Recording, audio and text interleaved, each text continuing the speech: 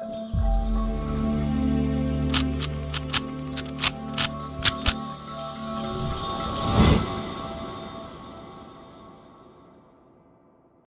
guys, welcome to Vibha Classes by Priya Thapar. I hope you like my videos. If you like my videos, please like, share and support our channel. जैसे कि आप लोग जानते हैं कि हमारी videos के पीछे एक ही फंडा है, कम टाइम में कंसेप्ट ज़्यादा, क्योंकि आपका समय बहुत कीमती है और हम उसे वैल्यू करते हैं और पूरी कोशिश करते हैं कि आपका कंसंट्रेशन सिर्फ पेन और कॉपी पर हो और ऐसा लगे कि आप लाइव क्वेश्चन समझ रहे हैं, राइट। तो आज हम आपके पास 9.5 के बचे हुए क्वेश्चन 11 to 14 आपके साथ डिस्कस करेंगे।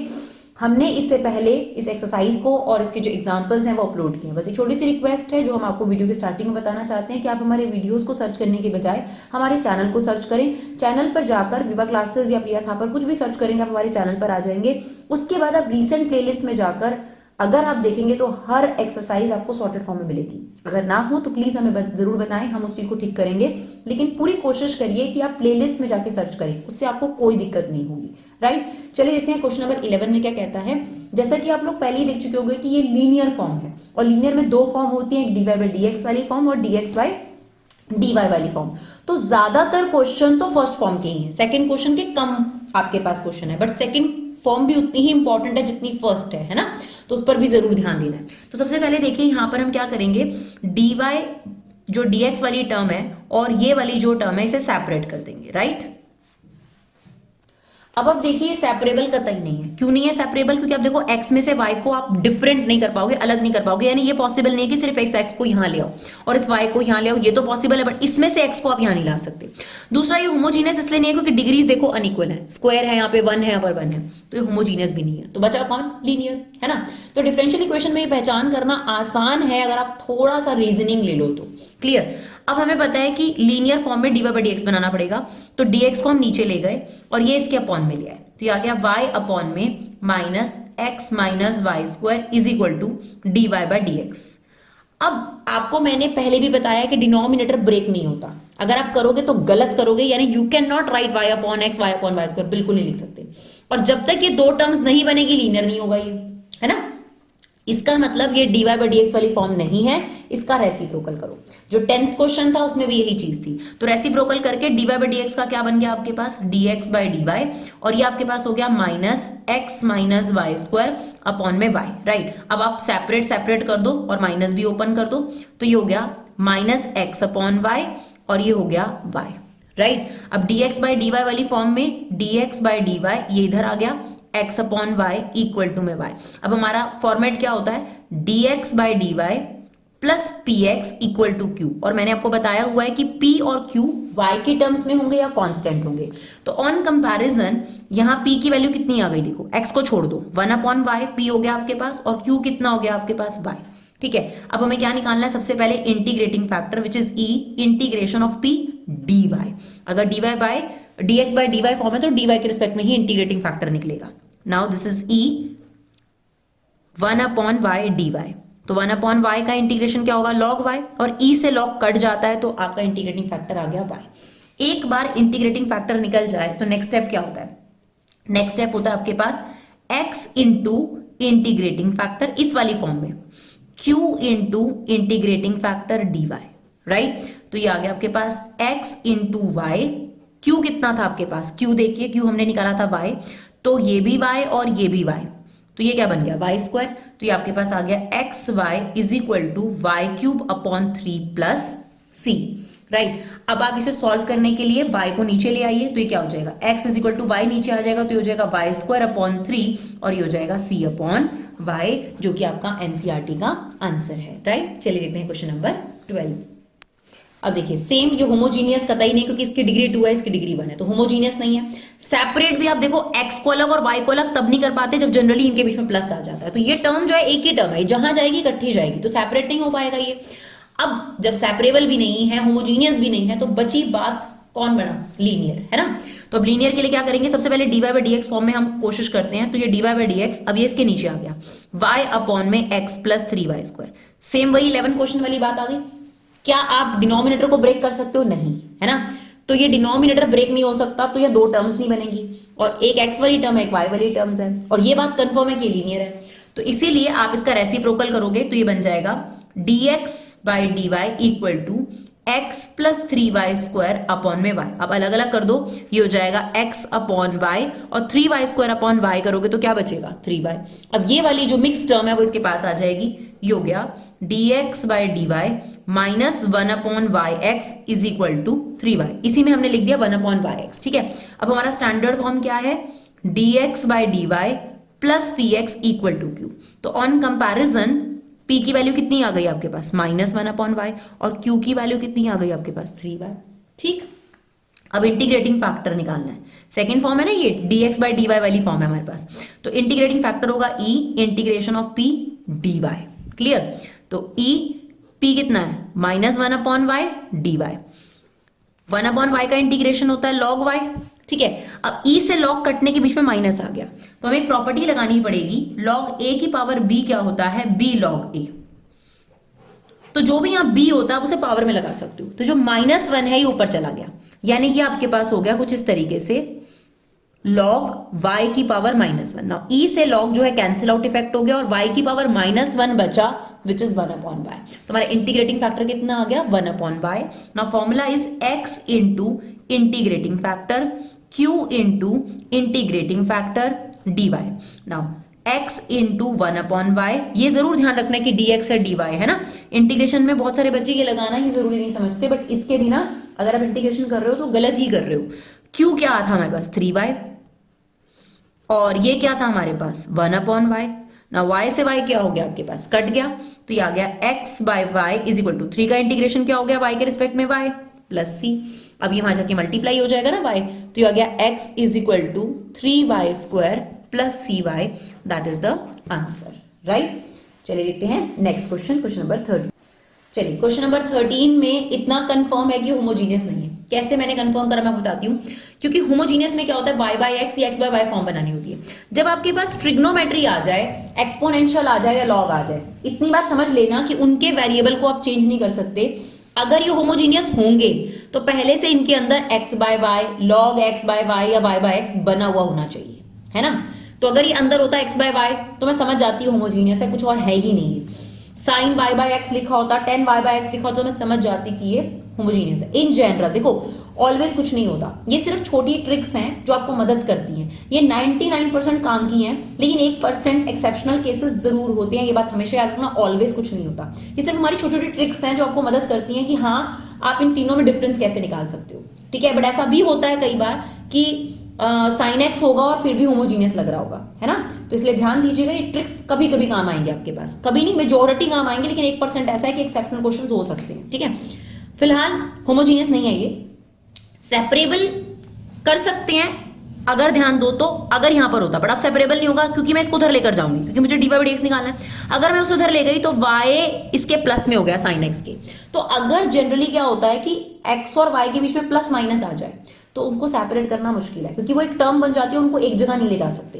तो ये सेपरेबल भी नहीं है, तो ये होमोजीनियस है। ये तो दिखने में होमोजीनियस है, अगर आप लिखोगे साफ साफ फॉर्म दिख रही है dy/dx py is equal to q, ये फर्स्ट फॉर्म ही है। आप कंपेयर करो, p की वैल्यू कितनी है, y को छोड़ो, कितना है p 2 tan x और q कितना है आपके पास sin x। अब यहाँ पर जो ये वैल्यू दे रखे हैं पर्टिकुलर सॉल्यूशन के लिए दे रखे हैं, मतलब जो अभी तक हमने क्वेश्चन करा 11-12 उसमें c की वैल्यू नहीं निकाली ना, इसलिए उसको बोलते हैं जनरल सॉल्यूशन। जनरल सॉल्यूशन का मतलब ये होता है कि ये जो आंसर है ये बहुत वेरी कर सकता है अकॉर्डिंग टू c, अलग अलग फंक्शंस बना सकते हो। अगर c 3 होगा तो एक अलग फंक्शन है, c -3 होगा तो एक अलग फंक्शन है। तो c यहाँ पर पता नहीं है, ये एक आर्बिट्री कांस्टेंट है। आर्बिट्री मतलब अभी इसकी वैल्यू नहीं श्योर है, लेकिन इस c की वैल्यू निकालने के लिए अब आपको ये दे दिए गए हैं। तो अब आपके पास जो फंक्शन आएगा वो पर्टिकुलर सॉल्यूशन आएगा, उसमें c नहीं होगा, वहां प्रॉपर एक नंबर होगा, राइट। तो ये हमारे पास p और q आ गए। अब हमें निकालना है integrating factor, that is e integration of p dx, है ना, अब x के रिस्पेक्ट में। तो e 2 tan x। अब tan x का इंटीग्रेशन क्या होता है हमारे पास, tan x का इंटीग्रेशन 2 बाहर ले लो, tan x का इंटीग्रेशन होगा हमारे पास log sin x, सॉरी या तो होगा minus log sin x, sorry log cos x, या तो आप ये लिख सकते हो इसका इंटीग्रेशन देखो, tan x का इंटीग्रेशन या तो होगा माइनस log cos x या फिर log cos secant x। तो बेटर हम पॉजिटिव वाला लिख लेते हैं, तो ये आ जाएगा e 2 बाहर आ गया, इसका इंटीग्रेशन हो गया log secant x, क्लियर। अब देखो ये 2 जो है इधर आ जाएगा पावर में, अभी हमने बताया लास्ट, तो log ये हो जाएगा secant square x। तो अब log से ही कट गया, और इंटीग्रेटिंग फैक्टर आपके पास कितना आ गया, सीकेंट स्क्वायर एक्स। क्लियर। अब हमारा फॉर्मूला क्या होगा, y into integrating factor q into integrating factor dx। तो y into secant square x, q क्या है आपके पास, साइन एक्स, और ये इंटीग्रेटिंग फैक्टर क्या है, सीकेंट स्क्वायर एक्स। क्लियर। अब देखिए आगे क्या होगा, y into secant square x.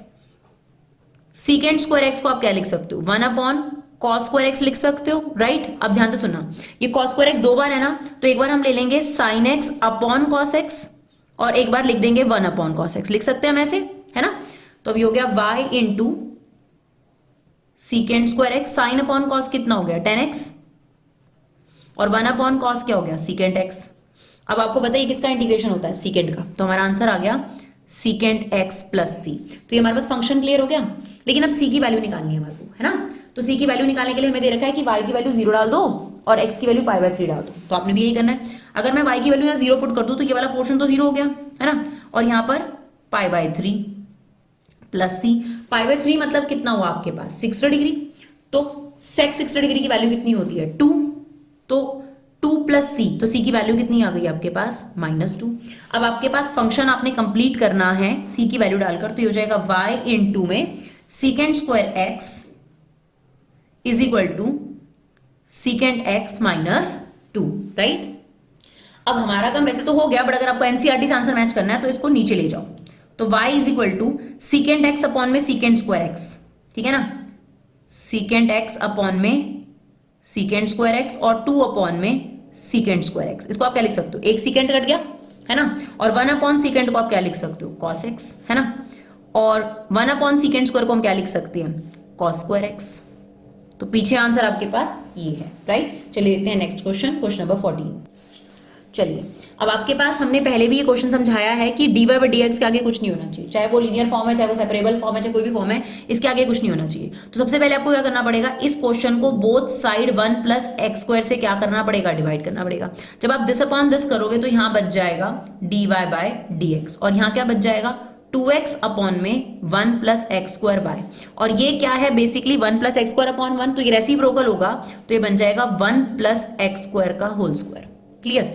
Now this is dy by dx plus py equal to q, ठीक है जी। अब p की वैल्यू कितनी आ गई आपके पास 2x अपॉन में 1 प्लस एक्स स्क्वायर और q की वैल्यू आ गई 1 अपॉन में 1 प्लस एक्स स्क्वायर का होल स्क्वायर, ठीक। अब आपने इंटीग्रेटिंग फैक्टर निकालना है, तो इंटीग्रेटिंग फैक्टर होगा e integration of p dx, e integration of 2x upon में 1 प्लस एक्स स्क्वायर। तो इसका इंटीग्रेशन साफ साफ पता चल रहा है, सब्स्टिट्यूशन लग रहा है, तो हम यहाँ पे t सब्स्टिट्यूट कर देंगे 1 प्लस एक्स स्क्वायर को, है ना। तो आ गया integrating factor is equal to e, ये 2x एज इट इज, इसे हमने t पुट कर दिया, तो ये आ जाएगा dt 2x dx। तो dx की वैल्यू कितनी आ गई, dt अपॉन में 2x। नाउ ये इससे कट गया, 1 अपॉन टी का इंटीग्रेशन क्या होगा, log t, e से log कट गया, बचा t, t कौन था 1 प्लस एक्स स्क्वायर। तो हमारा इंटीग्रेटिंग फैक्टर क्या आ गया 1 प्लस एक्स स्क्वायर। अब एक बार इंटीग्रेटिंग फैक्टर निकल आए तो y into integrating factor q into integrating factor, और इसका इंटीग्रेशन किसके रिस्पेक्ट में है, x के रिस्पेक्ट में। नाउ y इंटू में 1 प्लस एक्स स्क्वायर, q की वैल्यू कितनी थी आपके पास, q की वैल्यू है 1 प्लस एक्स स्क्वायर का होल स्क्वायर और इंटीग्रेटिंग फैक्टर है 1 प्लस एक्स स्क्वायर। तो एक बार ये से क्या हो जाएगा, कट जाएगा, राइट। नाउ y इंटू में 1 plus x square, 1 upon 1 plus x square किसका इंटीग्रेशन होता है, ये होता है tan इनवर्स x का प्लस c। अब हमें यहां पर नहीं छोड़ना, c की वैल्यू निकालने के लिए हमें वैल्यूज दे रखी हैं कि y की वैल्यू 0 रखो और x की वैल्यू 1 रखो, ठीक है। तो y की वैल्यू 0 रखेंगे तो ये पूरा 0 हो जाएगा और x की वैल्यू 1 रखनी है, तो tan inverse 1 plus c। tan inverse 1 कब होता है 45 डिग्री पर, तो ये c की जो वैल्यू है ये आ गई π/4 प्लस सी, दैट मीन्स सी की वैल्यू कितनी आ गई आपके पास -π/4। अब ये जो वैल्यू है आप इस फंक्शन में पुट कर दो, तो आपका आंसर आ गया y 1 plus x square is equal to में क्या आ जाएगा tan inverse x minus π/4, that is your answer, right. चलिए देखते हैं क्वेश्चन नंबर 15। चलिए क्वेश्चन नंबर 15 देखते हैं। यहाँ पर भी dy by dx फॉर्म साफ साफ बनी हुई है, that is dy by dx plus py is equal to q। तो ऑन कंपैरिजन p की वैल्यू कितनी है -3 कॉट एक्स और क्यू की वैल्यू कितनी है आपके पास साइन 2x।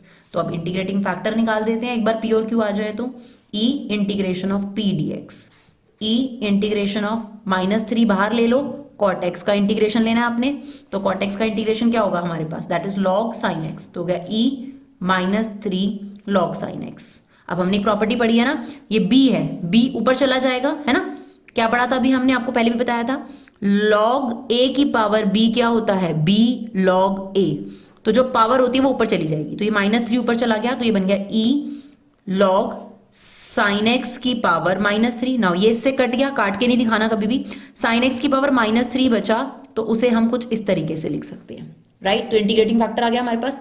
अब चलिए, अब हमारे पास फॉर्मूला क्या होगा, y into integrating factor q into integrating factor dx, right. चलिए y इंटू 1 साइन एक्स का होल क्यूब, q क्या है आपके पास साइन 2x, और इंटीग्रेटिंग फैक्टर है साइन एक्स का होल क्यूब।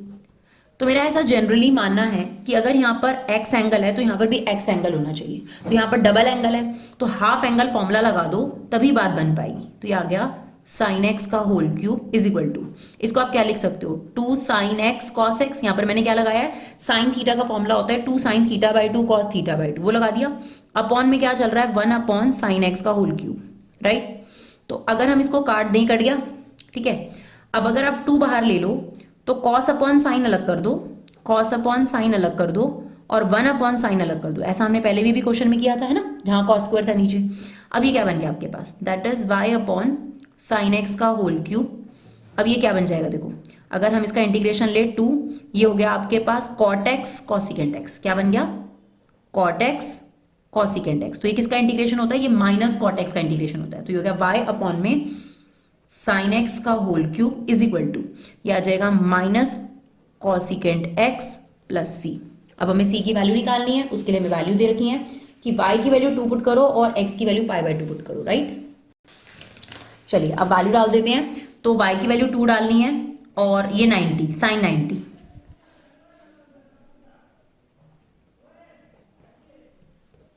यहां पर भी x की जगह 90 प्लस सी। नाउ ये 2 साइन 90 कितना होता है 1 का क्यूब करोगे तो 1 ही आएगा, तो बेसिकली कितना आ गया 2, और कॉसिकेंट 90 ये कितना हो गया आपके पास, ये आपके पास साइन का रेसिप्रोकल होता है और साइन 90 कितना होता है 1, तो इसका मतलब इसकी वैल्यू भी 1 आ जाएगी 2 प्लस सी, तो ये जाके प्लस हो गया, तो आपके पास सी की वैल्यू कितनी आ गई 4 आ गई। अब जो सी की वैल्यू आई है उसे आपने इस फंक्शन में रख देना, ये जो आपका फंक्शन तैयार हो गया था, तो ये बन जाएगा y अपॉन में साइन एक्स का whole cube is equal to -2 cosecant x plus 4, right. अब आप इसको थोड़ा सा और सॉल्व कर सकते हो, अगर आपको आंसर चाहिए तो इसको मल्टीप्लाई कर दो, ठीक है। तो ये हो जाएगा आपके पास -2, कॉसिकेंट का मतलब क्या होता है आपके पास साइन ही होगा आपके पास, राइट। तो ये है आपके पास, ये यहां जाके मल्टीप्लाई हो गया, ये हो गया साइन एक्स का होल क्यूब, और कॉसिकेंट का मतलब क्या है 1 साइन, और ये हो गया 4 साइन एक्स का होल क्यूब, राइट। तो ये कट जाएगा, ये आ गया -2 sine square x plus 4 sine cube x. बस अगर आप एनसीईआरटी में मैच करेंगे तो ये आगे लिखा हुआ है और कुछ नहीं है, 4 sine cube x -2 sine square x. तो देखिए पर्टिकुलर सॉल्यूशन है, यहाँ पर क्या है कि आपके पास सी नजर नहीं आएगा आपको, राइट। चलिए देखते हैं क्वेश्चन नंबर 16। चलिए क्वेश्चन नंबर 16 देखते हैं, ध्यान से देखिएगा, दिखने में मुश्किल है बट बिल्कुल मुश्किल नहीं है, ठीक है ना। Find the equation of a curve passing through origin. ये जो पॉइंट दिया है मुझे इसलिए दिया ताकि मैं सी की वैल्यू निकाल सकूं, ठीक है। दैट द स्लोप वर्ड का मतलब ही dy/dx होता है, अगर टेंजेंट की स्लोप है तो ये dy/dx है, अगर नॉर्मल की स्लोप है तो -1 अपॉन dy/dx है, ठीक है ना। तो slope of tangent to the curve is equal to the sum of the coordinate of the point. तो कोऑर्डिनेट्स क्या होते हैं x और y, तो बेसिकली आपको इक्वेशन दे रहा है कि slope of tangent is equal to sum of the coordinate of the point, ये दे रखा है आपको, ठीक है। तो आपके पास सबसे पहले dy/dx फॉर्म में क्या होता है, dy/dx minus y is equal to x। तो अगर हम इसे कंपेयर करें कौन सी फॉर्म से, dy/dx plus py is equal to q, तो p की वैल्यू कितनी आ गई -1 और q की वैल्यू कितनी आ गई आपके पास x आ गई, ठीक है ना। तो अब इंटीग्रेटिंग फैक्टर निकाल दो, तो इंटीग्रेटिंग फैक्टर होगा e integration of p dx, तो e इंटीग्रेशन ऑफ -1 dx, तो ये आ जाएगा e की पावर -x, राइट। चलो अब आपका फॉर्मूला क्या होगा, y इंटू में इंटीग्रेटिंग फैक्टर, क्यू की वैल्यू क्या है x इंटू में इंटीग्रेटिंग फैक्टर dx। अब यहां पर तो भाई बाय पार्ट्स ही लगेगा ना, आइलेट, और आइलेट क्या कहता है, एक्सपोनेंशियल लास्ट और अलजेब्रा पहले आएगा, तो ये फर्स्ट हो गया और ये आपके पास सेकंड हो गया। नाउ y इंटू ई की पावर माइनस एक्स, अब क्या होता है by parts, first as it is, second का इंटीग्रेशन, तो e की पावर माइनस एक्स का इंटीग्रेशन हो गया ये e की power minus x upon minus one, फिर आता है बीच में माइनस, फर्स्ट का डेरिवेटिव, फिर से इसका इंटीग्रेशन, ये आ गया, और फिर होल का इंटीग्रेशन।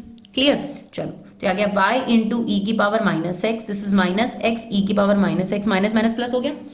अब e की पावर माइनस एक्स का इंटीग्रेशन क्या होगा, e की पावर माइनस एक्स, दोबारा माइनस वन आएगा तो ये माइनस हो गया, प्लस सी, ठीक है ना। अब c की वैल्यू निकालने के लिए उसने आपको ओरिजिन से पासिंग थ्रू बोला है, तो x की वैल्यू जीरो डाल दो, y की वैल्यू जीरो डाल दो, तो y जीरो डालूंगी तो ये तो इनटू है तो ये जीरो ही हो गया, और x को जीरो डालूंगी तो ये भी पूरा जीरो हो गया, है ना। लेकिन पावर में जब आप जीरो डालते हो तो पावर जीरो का मतलब जीरो नहीं होता, किसी की पावर जीरो का मतलब है वन, तो ये आ गया आपके पास माइनस वन प्लस सी, यानी सी की वैल्यू कितनी आ गई आपके पास, वन। अब आपकी इक्वेशन जो है फ्रेम हो जाएगी, ये आपकी ओरिजिनल इक्वेशन थी, तो ये हो जाएगा y इंटू में e की पावर माइनस एक्स ई की पावर माइनस एक्स, सॉरी दोबारा से माइनस है, और ये कितना आ गया आपके पास, प्लस वन, ठीक है ना। अब e की पावर माइनस एक्स को डिवाइड कर दो, तो ये हो जाएगा y इक्वल टू में, ये कितना बचेगा आपके पास, माइनस एक्स, ठीक है ना, ये बचेगा माइनस वन, और ये हो जाएगा जब वन अपॉन ई की पावर माइनस एक्स आएगा तो ये ऊपर जाके पॉजिटिव हो गया ना, ध्यान से समझो, जब हमने इसके अपॉन में लिया तो ये कट गया, इसके अपॉन में लिया तो कट गया, जब इसके अपॉन में लिया तो वन अपॉन ई की पावर माइनस एक्स को हमने क्या लिख दिया, ई की पावर एक्स। अब पीछे आप आंसर देखोगे तो इट्स लाइक दैट, ये इधर कर दिया y plus x plus one is equal to e की पावर एक्स, तो ये आपका आंसर दे रखा है, राइट। चलिए क्वेश्चन नंबर 17 देखते हैं।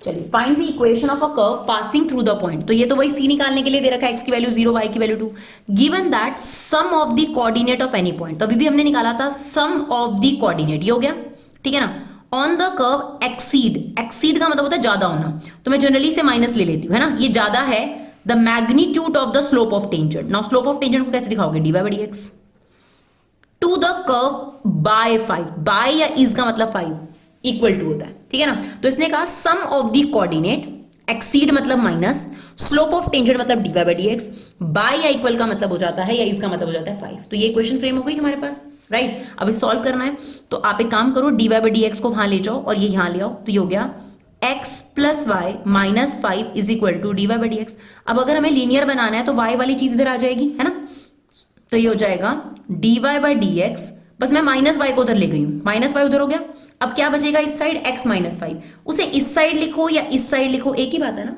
ध्यान से समझिएगा, इसको मैं यहां ले आई और ये x माइनस 5 यहीं पड़ा हुआ है, तो ये हमने बस राइट साइड चेंज करी है, बाकी कुछ नहीं है ना। अब आ जाओ dy by dx plus p y equal to में q, ना ऑन कंपैरिजन p की वैल्यू आ गई -1 और q की वैल्यू आ गई x माइनस 5, है ना। तो अब इंटीग्रेटिंग फैक्टर निकाल दो, इंटीग्रेटिंग फैक्टर क्या आएगा, e integration of p dx, तो e -1 का इंटीग्रेशन अभी लिया था हमने -x, इंटीग्रेटिंग फैक्टर आ गया।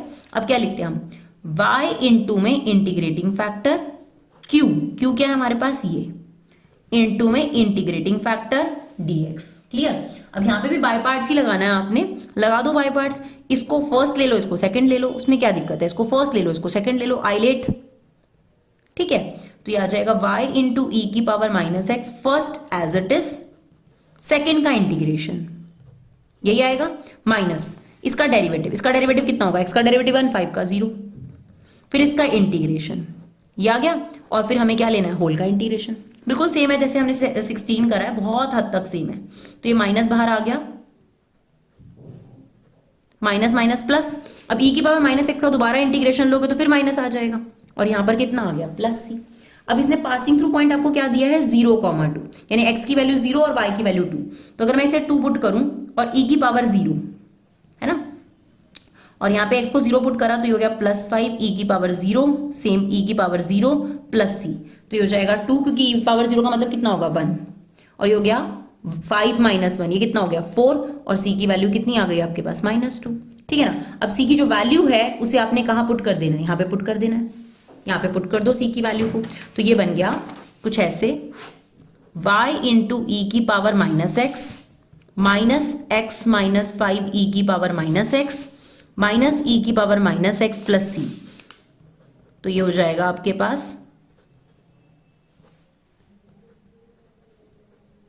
-2, अब इसको डिवाइड कर दो तो हो जाएगा y is equal to -x-5 -1 -2 by e की पावर -x। तो अब ये कुछ इस तरीके से हो गया, इसको यहां ले आओ, +x +5, सॉरी ये आपका प्लस है ना, यहां जाके -5 +1 इज इक्वल टू 2 की पावर 2 e की पावर x, राइट। तो ये हो जाएगा y plus x -4 is equal to twice of e की पावर x, सॉरी माइनस में रहेगा, ये माइनस में रहेगा, ठीक है। तो ये आपके पास आंसर है, क्लियर। चलिए देखते हैं नेक्स्ट क्वेश्चन। चलिए क्वेश्चन नंबर 18 और 19 में तो आपको निकालना है इंटीग्रेटिंग फैक्टर, है ना। तो सबसे जरूरी चीज क्या है कि इसके आगे x नहीं होना चाहिए, तो पहले x से डिवाइड कर दो पूरे को, सॉरी x से डिवाइड कर दो पूरे को, तो ये हो जाएगा x से x कट जाएगा, क्या बचेगा dy/dx, और ये बच जाएगा -1/xy, और ये बच जाएगा 2x। तो ऑन कंपैरिजन यहां से p की वैल्यू कितनी मिल गई आपको, p की वैल्यू मिल गई -1/x। Now integrating factor is equal to e integration of p dx, right. तो हो गया e -1/x dx, 1/x का इंटीग्रेशन क्या होगा log x, बाहर माइनस चल रहा है। अब आपको ये प्रॉपर्टी बता रखी है कि log a की पावर b log a, तो जो -1 है ये क्या हो जाएगा, ये x की पावर चढ़ा दो -1, ये इससे कट गया, क्या बचा आपके पास x की पावर -1, यानी क्या बचा 1/x। तो हमारा इंटीग्रेटिंग फैक्टर है यहाँ पर c, क्लियर। चलिए देखते हैं 19 क्वेश्चन। सेम 19 क्वेश्चन में यहाँ 1 - y² नहीं होना चाहिए, तो पहले 1 - y² से क्या कर दो, डिवाइड कर दो। तो जब हम इसको डिवाइड करेंगे क्या बचेगा dx/dy, और ये क्या बचेगा y/1 - y²x, और ये बच जाएगा a/1 - y², है ना। अब इंटीग्रेटिंग फैक्टर निकालना है, ध्यान रखना y के रिस्पेक्ट में, तो integrating factor e p of dy, है ना। सेम यहाँ आ जाओ, ये हो गया y/1 - y² dy, तो यहाँ पे सब्स्टिट्यूशन ही लगेगा, है ना। तो अगर आप t पुट करोगे t is equal to 1 - y², तो ये आ जाएगा dt/में -2y dy। तो ये कुछ इस तरीके से आ गया e, y as it is, इसे आपने t पुट करा, dy की जगह वैल्यू आ जाएगी dt/-2y, y से y कट गया, ठीक। अब -1/2 इंटीग्रेशन से बाहर आ गया, और 1/t का इंटीग्रेशन क्या हो गया log t, क्लियर। अब सेम ये जो पावर है यहाँ चली जाएगी, किस रूल से, सेम इसी रूल से, है ना। तो ये हो गया आपके पास integrating factor is equal to e log t की पावर -12, अब ये इससे कट गया और t की पावर -12 बचा।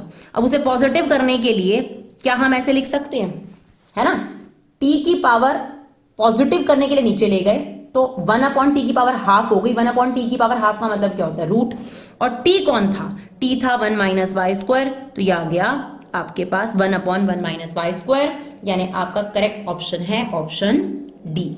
तो आप देख सकते हैं लेस देन 30 मिनट के अंदर आपके पास हमने 10 क्वेश्चन करवाए हैं, यानी कम टाइम में कंसेप्ट ज्यादा, जो हमारा पर्पस है वो हम फुलफिल करते हैं, और आपके सामने के क्वेश्चन करके दिखाया है ना। तो आपको थोड़ा प्रैक्टिस करने की जरूरत है। अगर आप खुद से भी करेंगे, देखते जाइए, बीच में जहां अटक रहे हैं वो चीज देखिए, तो आपको जरूर हेल्प होगी। Thank you so much guys for love and support, keep supporting classes.